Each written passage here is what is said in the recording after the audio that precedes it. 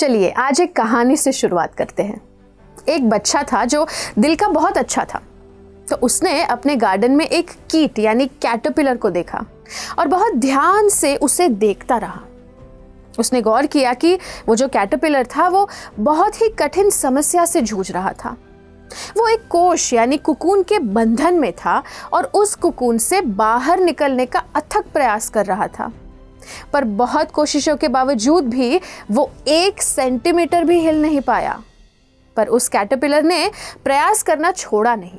वो कोशिश करता रहा और ये कोमल हृदय वाले बच्चे को उस कैटरपिलर पर बहुत दया आ गई।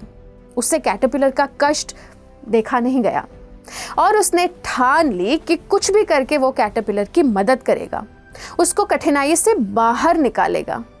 तो उसको एक आइडिया आया और वो दौड़कर अपने घर से एक कैंची लेकर आया और धीरे धीरे ध्यान से उसने कैटरपिलर का कुकून जो है वो काट दिया और कैटरपिलर को उस कुकून से रिलीज कर दिया, पूर्णतः उससे कष्ट से मुक्त कर दिया। और वो बच्चा खुशी से कूदने लगा कि अब तो कैटरपिलर तितली बनकर उड़ने लगेगा। लेकिन वो बहुत चक्का रह गया क्योंकि वो कैटरपिलर तो उड़ ही नहीं पा रहा था। तब उस बच्चे को निराश देखकर उसके पिताजी ने उसे दुखी होने का कारण पूछा और बच्चे ने पूरी बात बता दी। तब उसके पिताजी ने उसको समझाया कि वो कुकून जो तुमने काट दिया कैंची से, वही तो कैटरपिलर को सुंदर पंख देने वाली तितली यानी बटरफ्लाई बनने में मदद कर रहा था। जब कीट या कैटरपिलर अपने कुकून में से निकलने का कष्ट करता है, तभी उसके पंखों में उड़ान की शक्ति आती है। क्योंकि तुमने समय से पहले कुकून काट दिया तो उस कैटरपिलर के पंख मजबूत नहीं हो पाए और अब वो उसके बॉडी वेट को झेल नहीं पा रहे और इसलिए अब वो तितली आजीवन कभी ऊंचा नहीं उड़ पाएगी।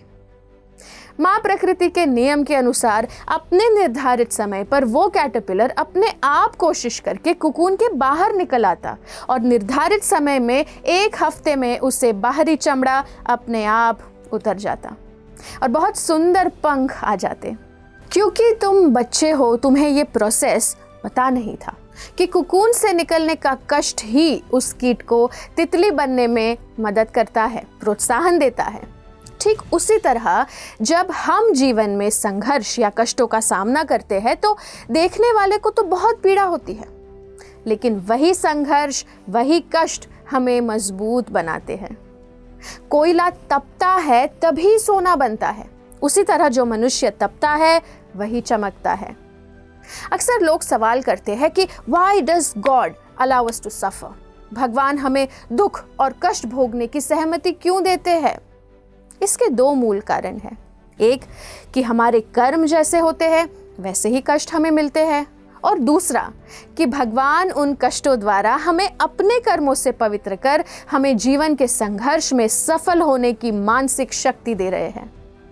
हम आज की कहानी से ये सीख लेते हैं कि सिर्फ अगर उस बच्चे ने कुछ देर और उस कैटरपिलर को कष्ट भुगतने दिया होता तो आज वो तितली बनकर आकाश में उड़ता होता, एक फूल से दूसरे फूल पर बैठता और पूरी दुनिया उसके रंग बिरंगी पंखों और सुंदरता की प्रशंसा कर रही होती। हम भी अगर जीवन में ऊंची उड़ान भरते हैं तो ये समझ लेना चाहिए कि कष्टों का सामना करने की शक्ति भी कष्ट भोगने वाले को ही मिलती है। उदाहरण के तौर पर तो बहुत सारे आदर्श मिल जाएंगे, लेकिन एक थी सिंधु सकपाल, जिन्होंने अनगिनत कष्टों का सामना किया और उससे प्रेरणा लेकर एक भव्य अनाथ आश्रम का निर्माण किया और अपनी सेवा के लिए देश विदेश में प्रख्यात हो गई। तो प्रिय दर्शकों, हमेशा याद रहे कि जो तपता है वो ही चमकता है। धन्यवाद।